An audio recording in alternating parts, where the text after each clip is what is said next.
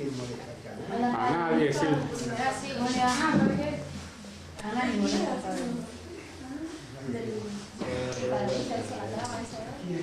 La asumiste nomás, Carlos. La asumiste.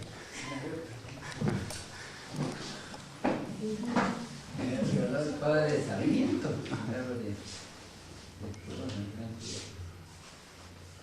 Hemos pasado a la cuestión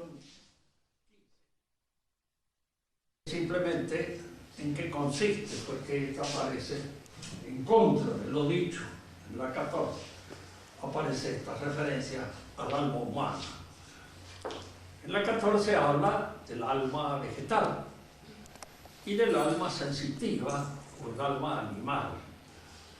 Y dice que estas almas, en todos sus actos, dependen de los órganos corporales.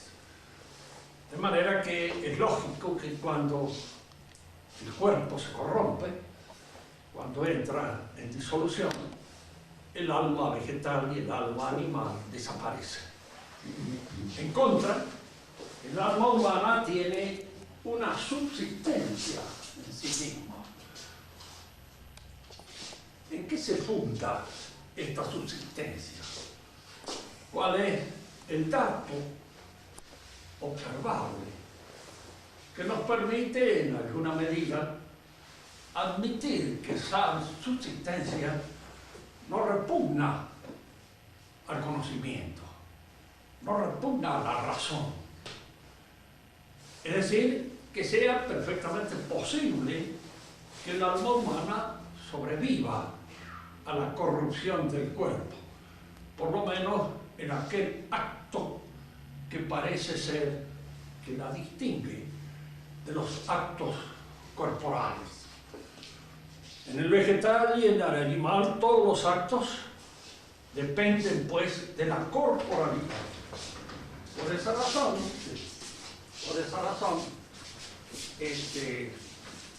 cuando la corporalidad se corrompe, cuando no hay más cuerpo, el alma desaparece.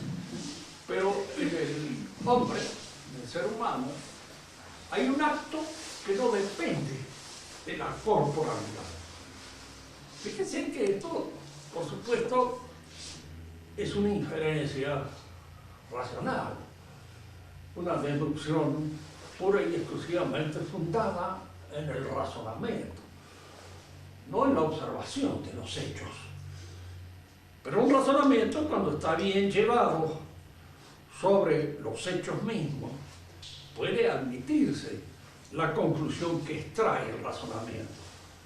Por eso nosotros en el comienzo de nuestras clases hablábamos de los distintos tipos de saber científico. No todos los saberes propiamente científicos, los saberes cabales, terminan o concluyen en la observación de fenómenos, pues hay algunos de ellos que se fundan puro y exclusivamente en inferencias de tipo racional. Estas inferencias, si están bien hechas, tienen su valor, que es en el alma humana lo que a nosotros nos permite suponer de que hay en ella un acto que escapa a la corporalidad, que está más allá de la pura corporalidad, y es el acto del conocimiento, no del conocimiento sensible, porque el conocimiento sensible está adscrito totalmente a la corporalidad. Conozco las cosas que veo, que oigo, que palpo. Indudablemente todo ese saber está dependiendo de la sensibilidad, y la sensibilidad depende en su ejercicio de los órganos del cuerpo, que son los que me permiten ver, los que me permiten oír, los que me permiten palpar, los que me permiten de alguna manera este contacto físico con las cosas. Pero penetrar en la interioridad de una esencia, descubrir la inteligibilidad que está más allá de la materia, eliminando todos aquellos elementos materiales que impiden la observación de la inteligibilidad pura, este acto de abstracción y este acto de, diríamos, extraimiento de la estructura inteligible por medio de la inteligencia, da la impresión, muy justa, de que es un acto puramente espiritual, de que es un acto que no se realiza en un órgano corporal, y por ende es un acto independiente de la corporalidad. Y esto es lo que ha hecho pensar siempre de que al corromperse el cuerpo, este acto puede hacerse, puede realizarse, puede subsistir. Esto ya está en Aristóteles. De manera que nosotros no precisamos precisamente de la fe para admitir que el alma puede ser inmortal. Ahora, ¿cómo esta inmortalidad se da con prescindencia del cuerpo? Es algo de lo cual nuestra razón no puede decir casi absolutamente nada. No podemos saber. Es un misterio para nosotros. Y aquí es donde nos encontramos siempre frente a esa posibilidad de evaluar el misterio. En la clase pasada hicimos un esquema que conviene que lo repitamos, porque nos permite entender mejor todos estos movimientos tal como son considerados en esta biología de Aristóteles y de Santo Tomás de Aquino. Decíamos que el ser vivo tiene tres movimientos fundamentales: el crecimiento, nutrición, reproducción. Que esos tres movimientos propios del ser vivo son observables por la experiencia sensible y no por una experiencia precisamente ayudada por una serie de aparatos que permiten prolongar la vista, el tacto, lo que fuere, sino por la experiencia natural, a ojo de buen cubero, como diríamos en castellano. Esta experiencia a ojo de buen cubero nos permite observar estos tres hechos. Y al mismo tiempo que observar estos tres hechos, nos permite observar que estos hechos se realizan de una manera coherente, ordenada. Es decir, que estos tres hechos están gobernados por un principio que los dirige y que hace que estos hechos no se produzcan al azar. Se producen según un ritmo, según un orden, según, diríamos, una precisión de carácter orgánico. Y esto es lo que hace suponer que todos estos hechos están regidos por un principio único, al cual tradicionalmente se le llamó alma. Fíjense que generalmente cuando uno entra a veces en discusión con ciertos gnósticos que tienen una formación bastante precaria, pero con una formación sacada de cualquier lado, que creen que el alma, que uno se hace la idea de que el alma es algo, qué sé yo, que tiene que ver con los fantasmas, que tiene que ver con alguna otra cosa así, un poco extraña y supersticiosa. La idea de alma es una idea biológica. Aristóteles la trata precisamente en su Perísige cerca del alma, que es un tratado de biología aristotélica. Y esta idea biológica aristotélica no está lejos de muchos biólogos tratadistas modernos que la consideran dentro, diríamos, de todos aquellos aportes que la observación más moderna puede traer con respecto a las características de los movimientos propios del alma, los movimientos anímicos. Es decir, que el aristotelismo no está muerto tampoco en la biología moderna, que actualmente subsiste y que hay muchos, diríamos así, cultores del pensamiento biológico moderno que retornan a algunos principios propios de la biología aristotélica. En el vegetal todos estos movimientos se dan, como decíamos nosotros, formalmente en el vegetal. Y explicamos este término diciendo: una cosa puede estar dentro de otra virtualmente, formalmente o eminentemente. Está virtualmente cuando está en potencia. El árbol en la semilla está virtualmente contenido. El hombre en la unión de los gametos está virtualmente contenido. Formalmente, cuando está con todas aquellas perfecciones que corresponden a su naturaleza. Y todas las perfecciones que corresponden a la naturaleza de estos movimientos, crecimiento, reproducción, diríamos así, nutrición, están dados en el vegetal formalmente. Pero en el animal están contenidos todos estos movimientos en un conocimiento que, diríamos, los perfecciona intrínsecamente. Hace que estos movimientos adquieran la perfección de este principio nuevo, que es el conocimiento sensible. Entonces, en el vegetal, en el animal, todos estos movimientos serán intrínsecamente perfeccionados por el conocimiento sensible. Este conocimiento que hace que el animal pueda cambiar el ámbito en el cual busca su alimentación por otro que le sea más favorable. El vegetal lo puede. Donde está, queda, y si el ámbito le es hostil, perece. El animal se busca otro ámbito y esta búsqueda puede ser más o menos amplia según sea la naturaleza de este animal. En orden al crecimiento habíamos visto que el vegetal crece, pero de una manera pura y exclusivamente cuantitativa. Tanto mejor es un vegetal cuanto más grande, más desarrollado, más robusto es el ejemplar del cual el vegetal es un espécimen. En el animal, además de este crecimiento cuantitativo que se da en él según la especie y que puede ser más o menos favorable al desarrollo de la vitalidad, digo, porque a veces hay animales que con razón de la atrofia de algunos de sus elementos crecen desmesuradamente y son ineptos para el verdadero servicio de la especie. No son animales bien hechos, fuertes, capaces de subsistir en un ambiente hostil.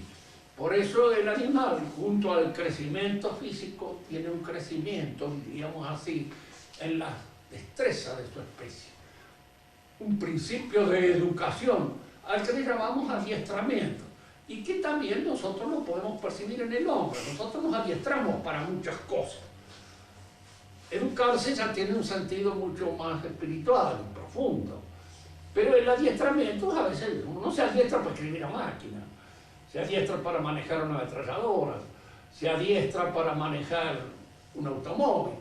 Son adiestramientos que pueden repercutir en la educación, en la medida en que el hombre es capaz de utilizar todas aquellas cosas que robustecen su voluntad, que robustecen de alguna manera aquellas virtudes propias del ejercicio del espíritu. Pero hay que distinguir aquí entre lo que es propio del adiestramiento y lo que es propio de la educación. En el animal hay adiestramiento, como hay al mismo tiempo en sus preferencias eróticas, hay, diríamos, un comienzo de selección, un comienzo de eros.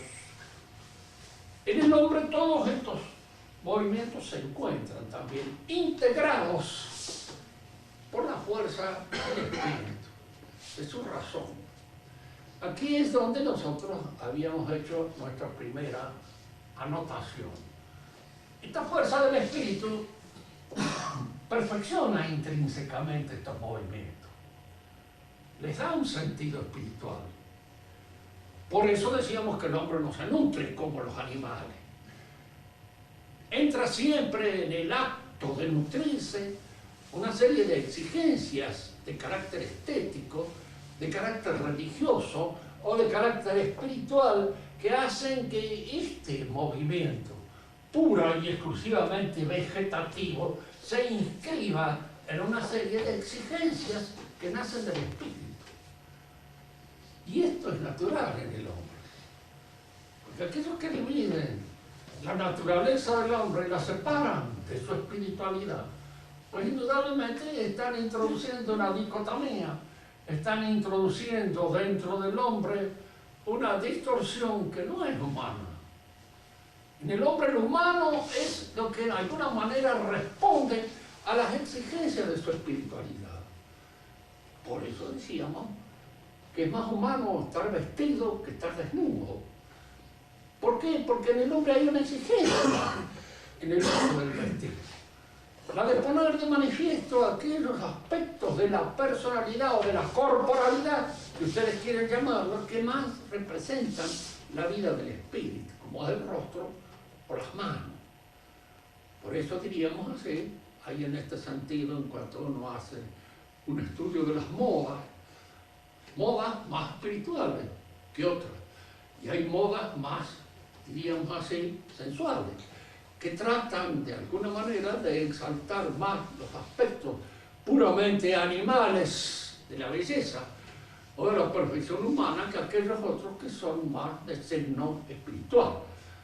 Yo aquí no entro en estas cosas que tienen mucho que ver con el erotismo humano y que en alguna medida, diríamos, hay que ver que tienen también su sentido. No entramos en la discusión de esto, pero es indudable que uno se enamora de una mujer por lo que aquello que muestra.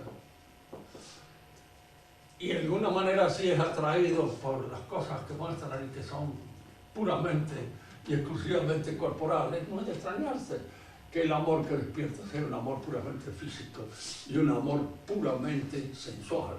Y que no haya en este amor nada de lo que hace efectivamente aquello que constituye el verdadero amor humano, que es también espiritual, y que está, diríamos así, en esta relación que se da entre un hombre y una mujer, que no es nunca una relación puramente física, sino que es una relación física y espiritual al mismo tiempo, en que las exigencias espirituales son muy importantes de tener en cuenta. Por eso en el hombre lo natural en su relación con la mujer es que obedezca a las exigencias espirituales de su naturaleza auténtica. No es natural el acoplamiento puro y exclusivamente animal, epidérmico, superficial, de dos seres que se juntan a veces ni siquiera saben por qué y de qué manera lo hacen, sino que es precisamente aquella unión que surge cuando satisface todas las exigencias de la vida espiritual del hombre. Satisface sus exigencias en materia personal, sus preferencias personales, sus gustos por el diálogo personal con la otra persona, que es muy importante.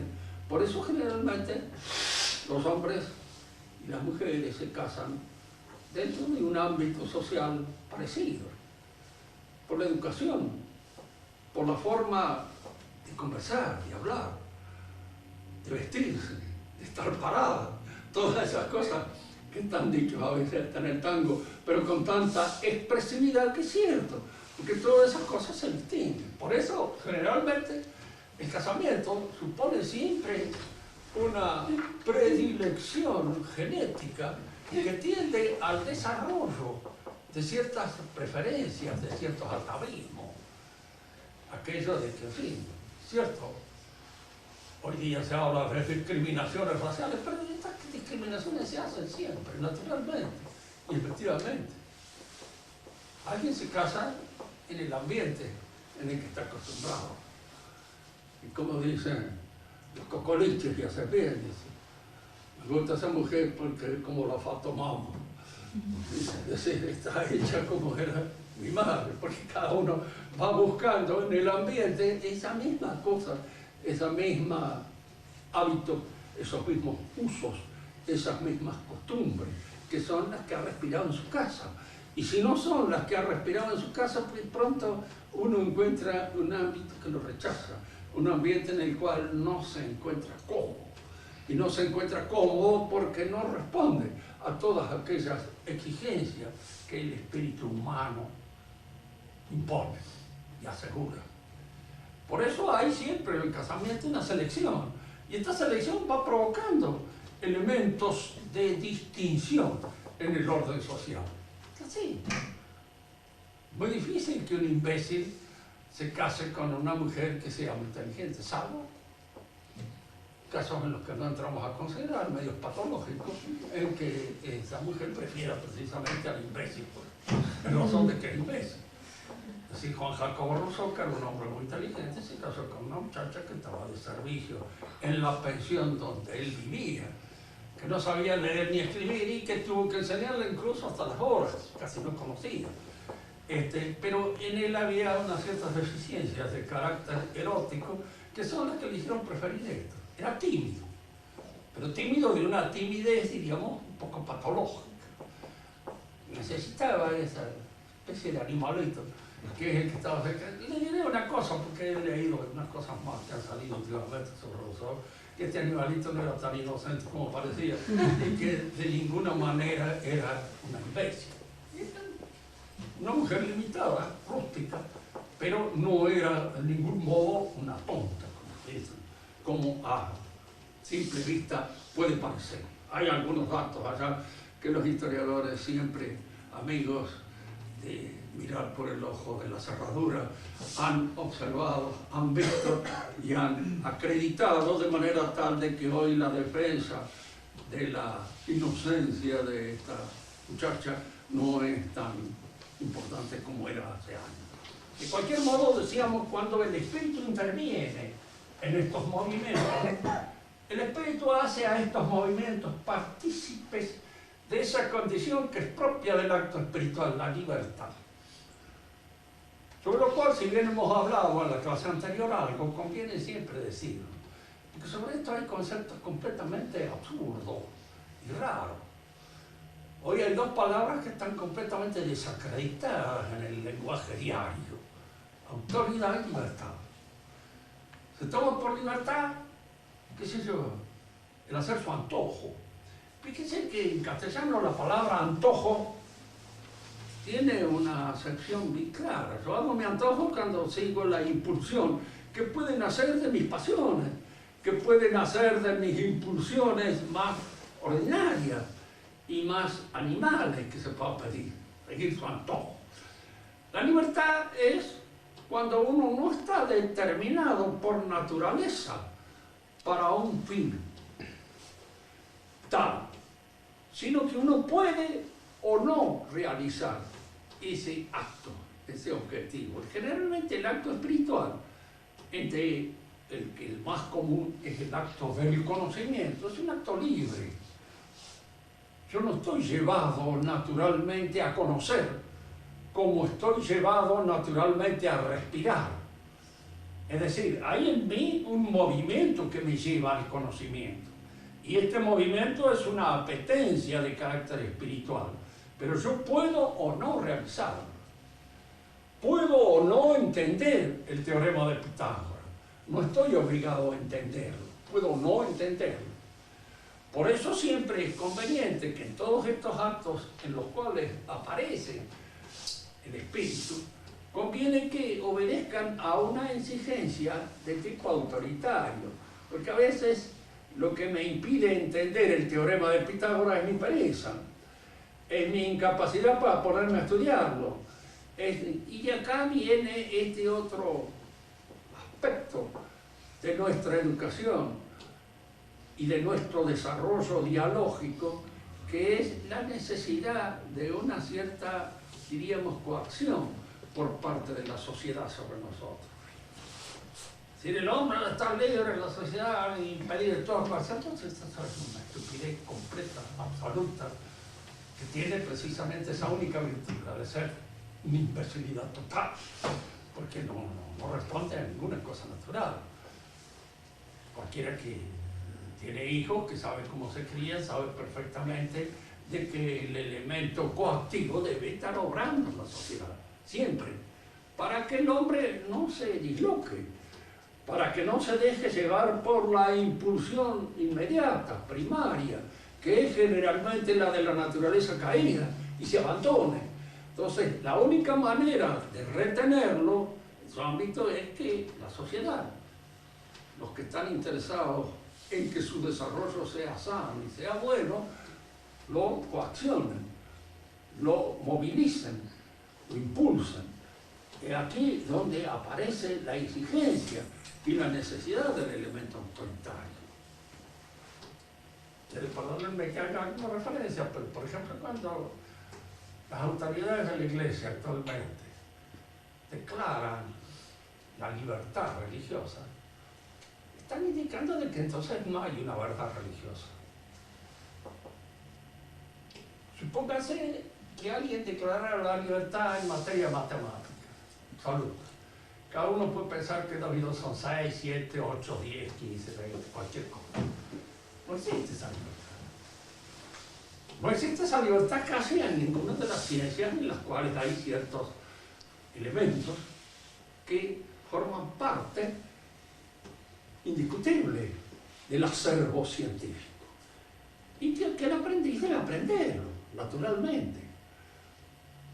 Si no existe una autoridad, diríamos así, capaz de ejercer su magisterio en el terreno de la Iglesia, bueno, entonces cada uno es dueño de pensar lo que se le dé la gana en materia de religión. Pero si esa autoridad existe, si esa autoridad se da, si esa autoridad lo ha tenido siempre la Iglesia Católica, ¿por qué no lo va a ejercer? ¿Cómo puede decir que el hombre es libre de autoridad? Es claro que hay un hecho. El hecho es que yo puedo rechazar las verdades religiosas y puedo aceptar cualquier herejía, cualquier otra verdad que no sea una verdad religiosa. Es decir, puedo aceptar una religión corrompida o una religión a media o una ideología religiosa como es el Islam o una religión a medias como es el judaísmo. Puedo aceptar cualquiera de esas cosas y rechazar la verdadera religión.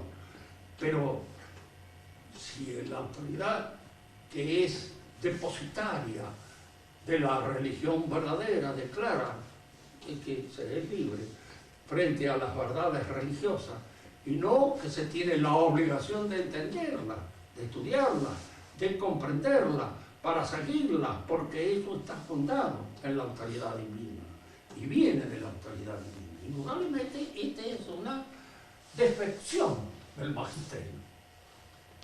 Es una defección a la vista.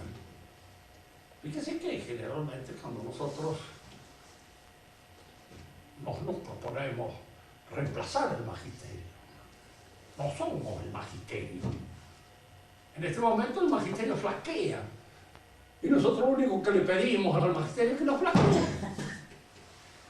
que ejerza su autoridad y que le ejerza en el verdadero sentido que debe ejercer.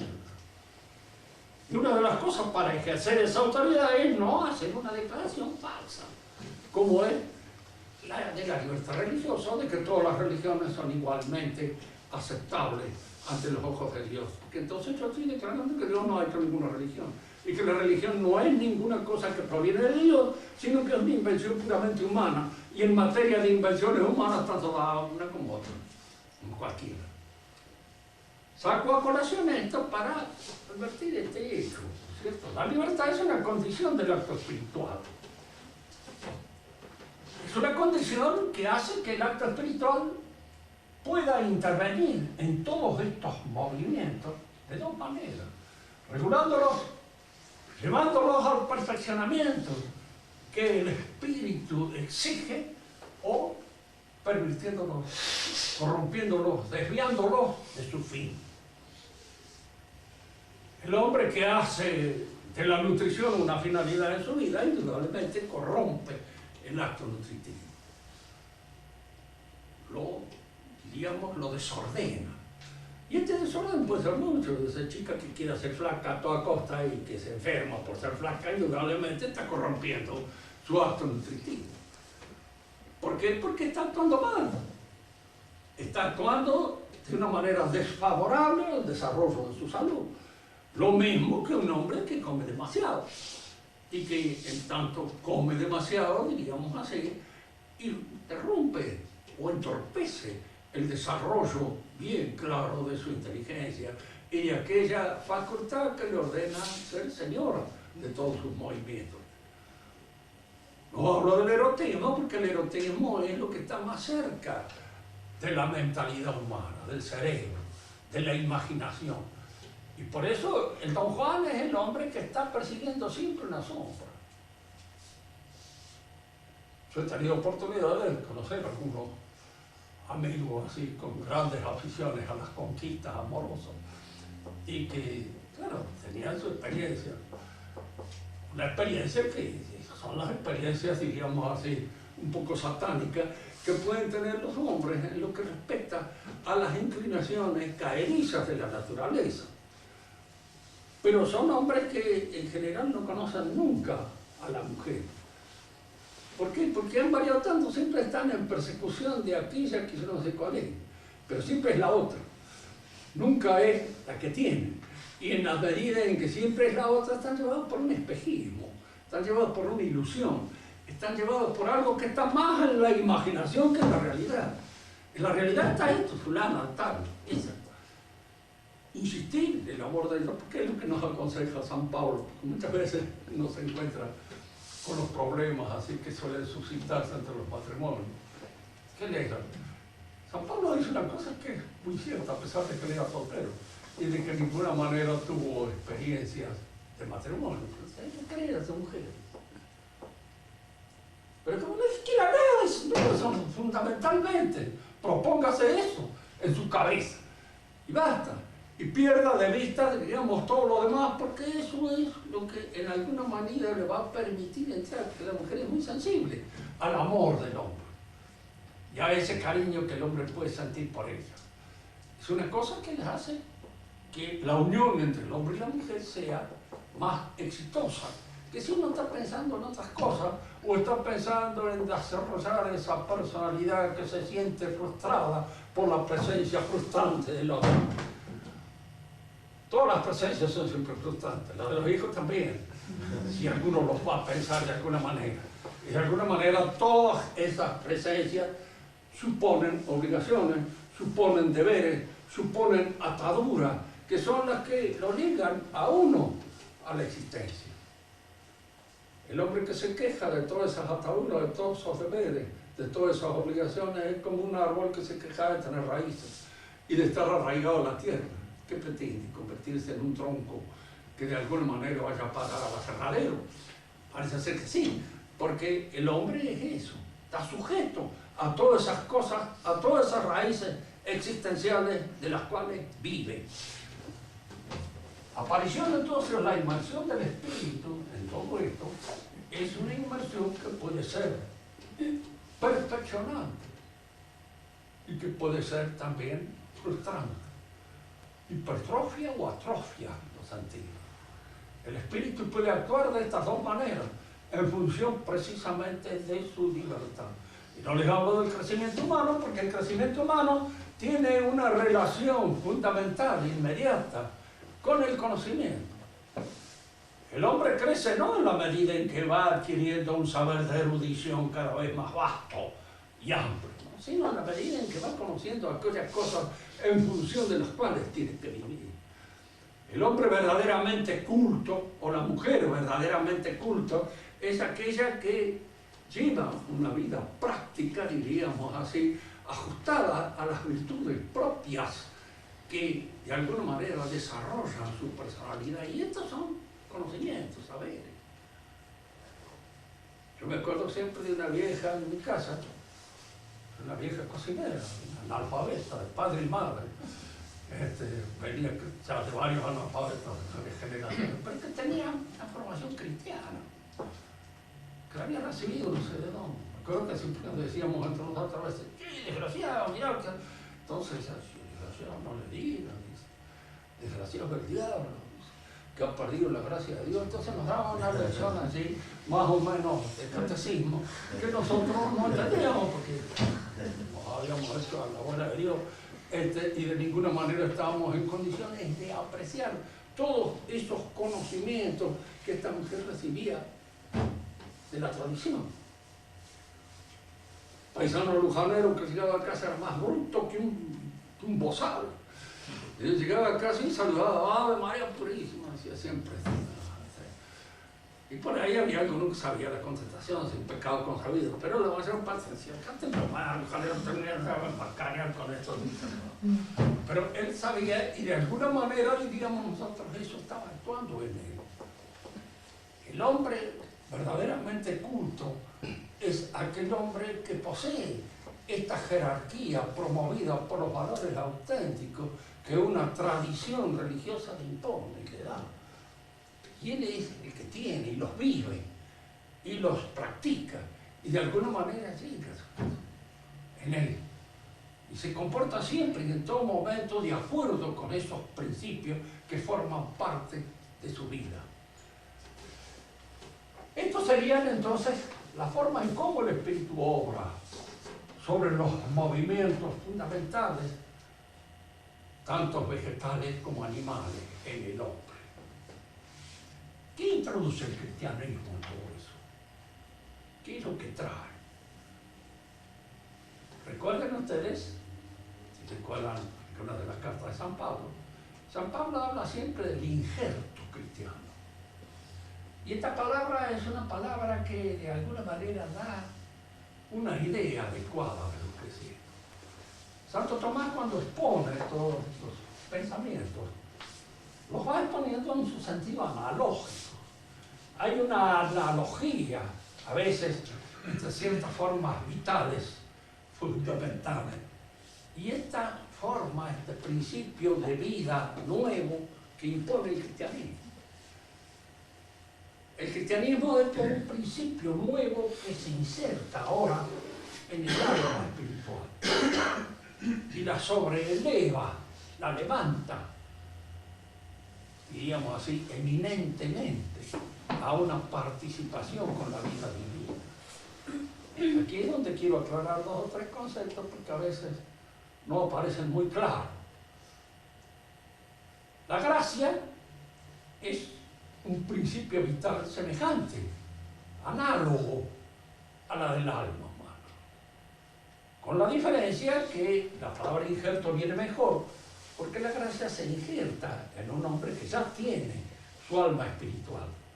Y en esta alma espiritual viene la gracia a injertarse y a reforzar y dar a su naturaleza un principio de crecimiento que la hace partícipe de una realidad más alta que aquella a la que puede montar el espíritu pura y naturalmente condicionada.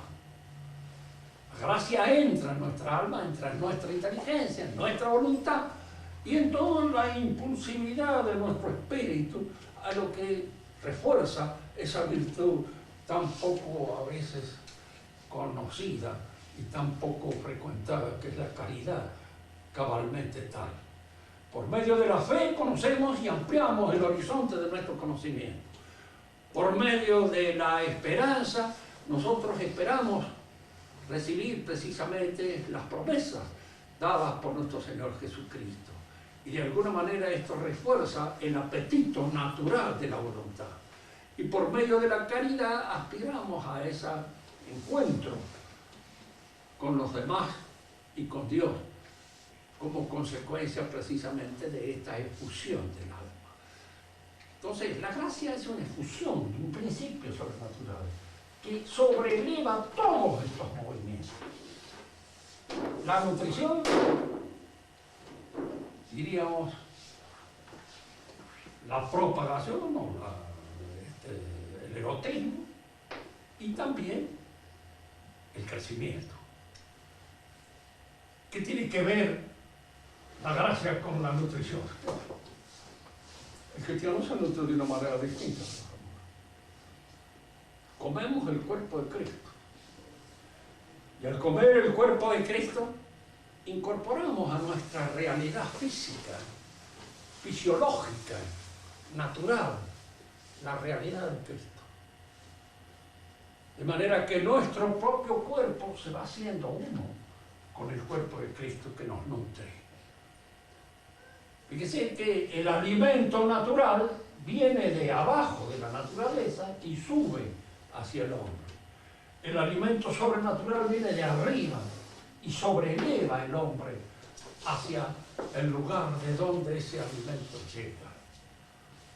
Por eso, en el sacrificio antiguo, era el alimento lo que se sacrificaba para participar de la naturaleza del hombre y sobreelevarse hasta el hombre. En el sacrificio moderno, en el sacrificio nuevo, En el nuevo sacrificio que introduce Cristo, el alimento opera al revés. Viene de arriba hacia abajo y sobreleva y levanta al hombre mismo a la participación física, fisiológica, con la propia realidad de Cristo. Porque uno se preguntaría, ¿por qué Cristo nos ha hecho partícipes de la alimentación de su cuerpo? Este es mi cuerpo, es de él, porque es el alimento que levanta. Nuestros antepasados comieron el maná en el desierto y murieron, pero este es el alimento que da la vida eterna, y este es el alimento que de alguna manera cristifica y hace partícipe de toda la realidad corporal nuestra, de esa realidad sobrenatural de Cristo. En el casamiento cristiano, ese casamiento es ya un sacramento.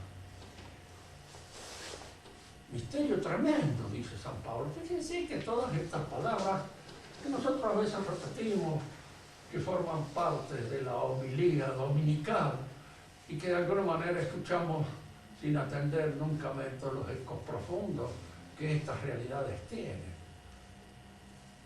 pasan un poco inadvertidas por esa especie de estado de distracción permanente en el cual vivimos nosotros. Pero el matrimonio constituye un sacramento, y al constituir un sacramento y decir que la unión del hombre y la mujer son como la unión de Cristo y su iglesia, estas no son palabras, no es retórica, no es pura y exclusivamente cuando el político habla de honor, que usted sabe que no lo tiene y que jamás en su vida lo ha cultivado, o cuando habla del sacrificio de aquel que usted sabe que está afanando en este lugar, en el otro, en el demás, allá, de manera tal de que esto es retórica pura, es decir, son palabras que se lleva el viento, pero las palabras dichas en la Escritura no son palabras que se llevan el viento, son palabras que surgen de la boca de Dios, y como surgen de la boca de Dios, al entrar en nosotros, es Dios el que entra en nosotros. Ya de esto hemos hablado en otra oportunidad, pero conviene siempre volver a repetirlo. Nuestras palabras, entre nuestras palabras y nosotros, hay una solución de continuidad. Podemos hablar para engañar, podemos hablar para mentir, podemos hablar para dar una impresión distinta de aquella que realmente podríamos producir si fuéramos más sinceros. Es decir, nuestras palabras no somos nosotros, pero la palabra de Dios es Dios. La palabra de Dios es Cristo. Y si nosotros aceptamos la palabra de Dios, aceptamos a Dios. Es Dios el que penetra en nuestra inteligencia y la habita, y en alguna manera mora en ella, y obra y actúa sobre ella, permanentemente transformándola.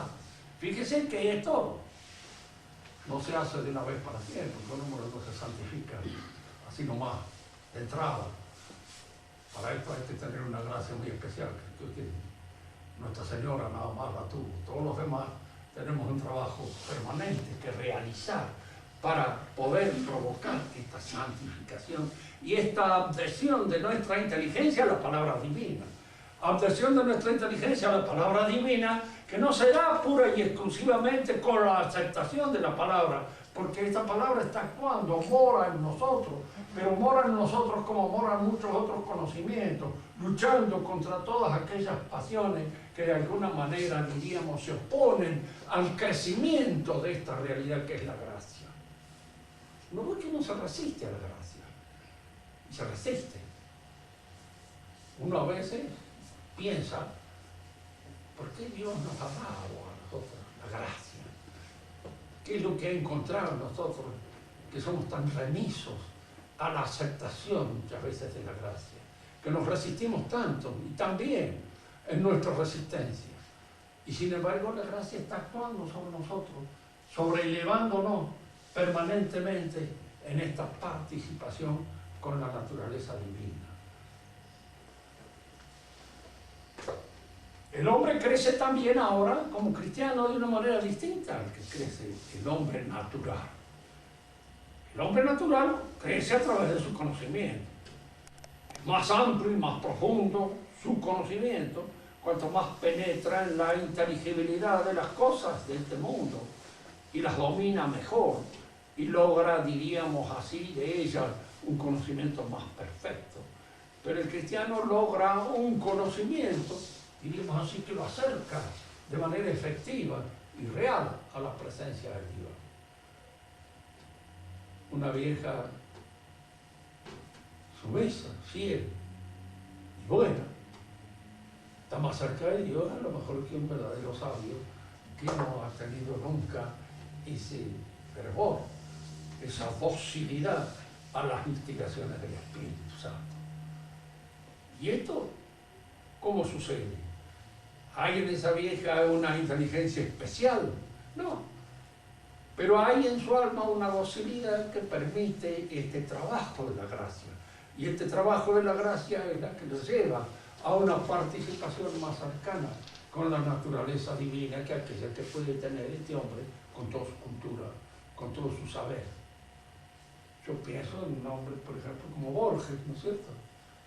Sabía 10.000 cosas, tenía una información extraordinaria sobre un montón de cosas, conocía la literatura de todas partes del mundo, pero no tenía fe.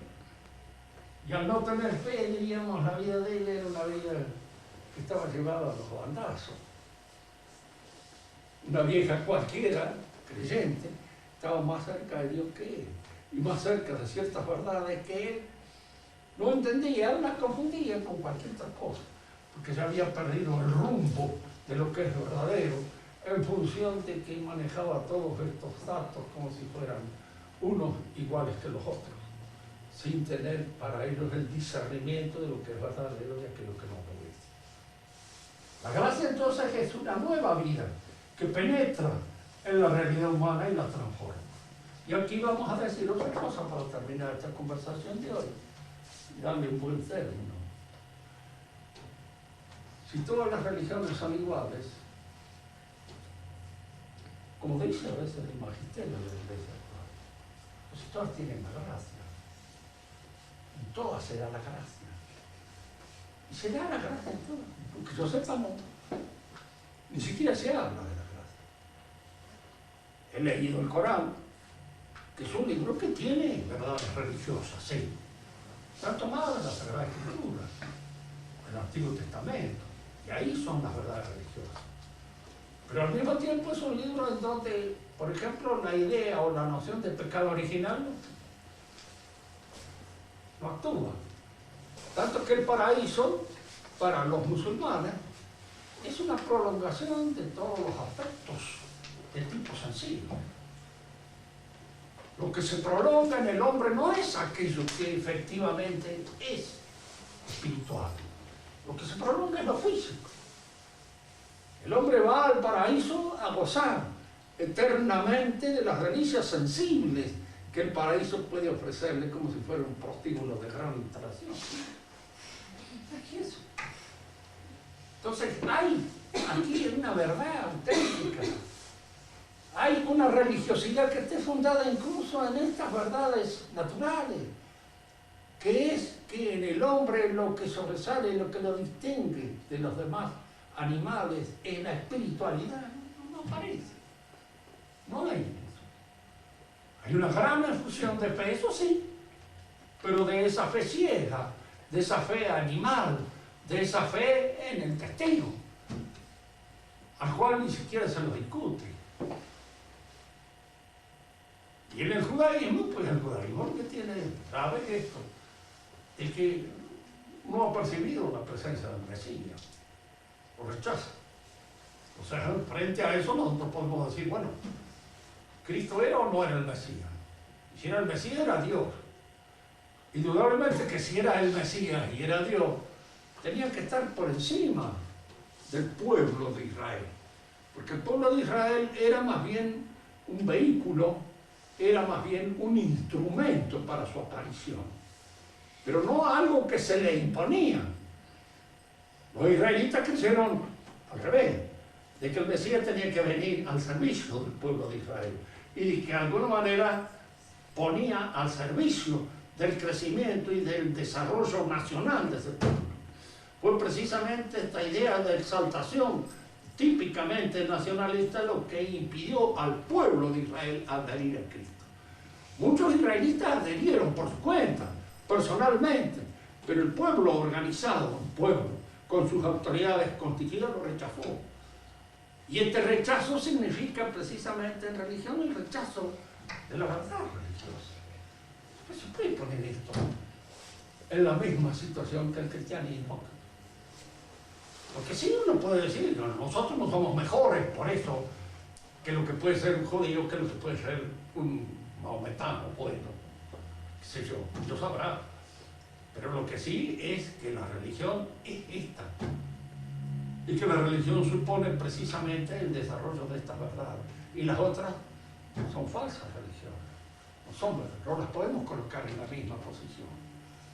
No podemos poner, diríamos, en el mismo nivel el trabajo bien hecho de este muchacho que sabe matemática junto con el de este que no sabe un pito y que se ha ligado a un aplazo porque en alguna manera hizo mal todos sus deberes. Se puede poner. Eso es lo que hoy nos lleva a nosotros a destacar en el magisterio de la Iglesia sus errores. No a desconocer el magisterio, nadie dice eso. A destacar sus errores para que rectifiquen, para que de alguna manera se reponga ese magisterio, para que ejerza efectivamente toda la autoridad que le corresponde y le ejerza bien. Ese es el objetivo, ese es el propósito. Y no de ninguna manera pretender corregir, ni pretender reemplazar, ni pretender que uno es desde hoy en adelante el magisterio. Y si alguno me dice, bueno, pero usted al no seguir las indicaciones del Papa, pero sigo las del credo. No se olviden esto, que nosotros creemos, credo in unum Deum Patrum omnipotente, factor increator, y desarrollamos todo el contenido de la dogmática en eso que creemos. ¿Para qué se nos hace aprender el credo? Porque eso es lo que constituye el fundamento y el núcleo de la fe. Para el papólatra moderno podría decir, creo en todo lo que dice el último papa. Punto, se acabó. Todo lo demás no interesa, porque entonces todo lo que dice el último papa, esa es la verdad religiosa. Y se acabó. Entonces nos suprimiría muchísimo el credo, habrían simplificado extraordinariamente nuestra responsabilidad frente a la aceptación de la fe. Es importante. ¿Por qué? Porque hay gente que parece que piensan así, con un poco, digamos, de infantilismo. Pero no es ese el credo nuestro. Repítanlo ustedes mentalmente y van a ver que allí no hay absolutamente ninguna referencia a eso. Hay una serie de verdades que hay que aceptar y que las debe aceptar el Papa, el Emperador, yo y cualquier otro. Porque esas son las que constituyen, diríamos, el aparato de la fe. A eso es lo que hay que adherir y eso es lo que hay que defender. Y cuando no está bien defendido, de arriba. Me acuerdo cuando se iniciaron todas estas discusiones en cierta oportunidad, me dice un amigo que tenía razón. Monseñor Lefebvre no obedece al Papa. Le digo, no es así. Usted está equivocado. Lo que dice es que el Papa no defiende la fe. Y el Papa dice que Monseñor Lefebvre no defiende la fe. Nunca lo ha dicho. ¿Por qué? Porque siempre ha defendido la fe. Porque siempre ha estado defendiendo la fe. Él es el que dice que el Papa no la defiende bien. Y que conviene que la defienda bien. Porque esa es su obligación fundamental. Defender la fe. Para eso ha sido designado por Cristo. No para cambiarlo. Ni para modificarlo. Ni para trastornarlo. Ni para confundirnos a todos nosotros. Sino para llevarnos precisamente a la vida eterna. Nada más. Si alguno quiere hacer alguna pregunta.